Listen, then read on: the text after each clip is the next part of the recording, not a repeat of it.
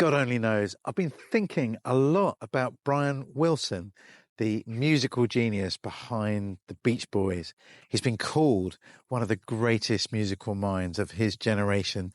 And that's come from people like Elton John and Paul McCartney of the Beatles. In fact, Paul McCartney says, God Only Knows is the greatest song of all time. And boy, does Paul McCartney know how to write a good song. So it's high praise indeed. But I've been listening to that song over and over today, and it is a beautiful song. It's about a human relationship, isn't it? Where would I be if you weren't in my life? You are a gift from God to me. What a beautiful sentiment to talk about in a romantic relationship. But I've been thinking about it as a Christian. God only knows where I'd be without you. God, where would I be if you weren't in my life?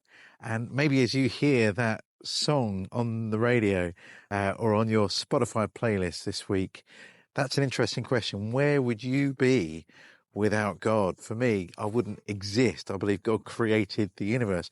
I wouldn't know what it's like to receive unconditional love that's not based on my performance or my abilities, but based just on the grace of God to me. And I wouldn't have a purpose or direction to my life. I've been trying to live out what the Bible calls loving God and loving your neighbor. And that neighbor is a refugee or a vulnerable child or literally your physical neighbor. And I found great joy and purpose in that. So literally, God only knows where I'd be without him. And I wonder if, as you hear this song over and over in the next few days, would you ask that question to yourself? I don't know where Brian Wilson stands with God. God only knows that. But where do you stand with God? That's a question that we can all ask. Thanks.